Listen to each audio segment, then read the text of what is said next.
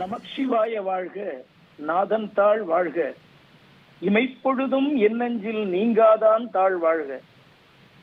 இறைவன் சிவபெருமானுடைய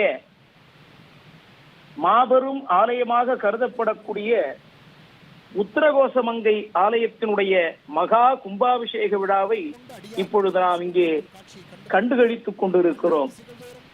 நம்முடைய தந்தி டிவியின் வாயிலாக இந்த உலகத்திலேயே முதலில் தோன்றிய சிவன் ஆலயம் சிவபெருமான் இந்த உலகத்திலே முதலிலே தோன்றி நம்முடைய மக்களுக்கெல்லாம் அருளை வாரி வழங்கிய அந்த ஆலயத்திலே இன்றைக்கு மகா கும்பாபிஷேக விழாவானது நடந்து கொண்டிருக்கிறது. இந்த கும்பாபிஷேக விழா தமிழகத்தில் இருக்கக்கூடிய எல்லா ஆலயங்களுக்கும் நடக்கக்கூடிய ஒரு விழாவாக இது அமைந்திருக்கிறது என்று சொல்லலாம். ஏனென்று சொன்னால், உலகத்தில் முதலில் தோன்றிய ஆலயத்திலே நடைபெறக்கூடிய இந்த கும்பாபிஷேக விழா தமிழகத்திலே இருக்கக்கூடிய எல்லா ஆலயங்களிலும் இருக்கக்கூடிய சிவபெருமானுக்கு நடக்கக்கூடிய ஒரு விழாவாக இன்றைக்கு ஒரு சிறப்பானது ஒரு விழாவாக இங்கே நடைபெற்றுக் கொண்டிருக்கிறது.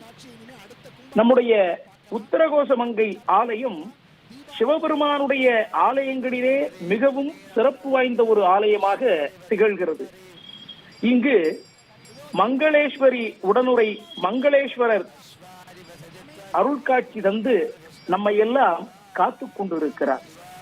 அப்பேற்பட்ட அந்த சிவபெருமானுடைய ஆலயத்திலே இந்த மக்கள் எல்லாம் கூடியிருந்து அந்த வேத பண்டிதர்கள் எல்லாம் அங்கே அந்த வேத பாராயணங்களை சொல்ல அந்த சிவபெருமானுக்கு கும்பாபிஷேகம் நடக்கக்கூடிய இந்த நிகழ்வை பார்க்கும் பொழுது சிவனடியார்களுடைய மனமெல்லாம் குளிர்ந்து அந்த பெருமானுடைய பாதத்தை சரணாகதி அடையக்கூடிய நிகழ்வை நாம் பார்த்துக் கொண்டிருக்கிறோம். உலகத்திலே எத்தனையோ ஆலயங்களிலே நடராஜமூர்த்தி இருந்து அருள் செய்து வந்தாலும் நம்முடைய உத்தரகோசமங்கை ஆலயத்திற்கென்று ஒரு தனி சிறப்பு இருக்கிறது. ஏனென்று சொன்னால், உத்தரகோசமங்கை ஆலயத்திலே இருக்கக்கூடிய நடராஜமூர்த்தியானவர் மரகத மூர்த்தியாக திகழக்கூடியவர். ஒரு மரகத மூர்த்தி இருப்பது என்பது மிகவும் சிறப்பு வாய்ந்த ஒன்று. அப்படிப்பட்ட அந்த மரகத மூர்த்தியிலே வருடத்திற்கு ஒரு முறை மட்டும் அந்த நடராஜ பெருமானுடைய சந்தன காப்பு அலங்காரம் என்பது மாற்றப்பட்டு அவர் முழு திருமேனியாக நமக்கு காட்சி தருகிறார்.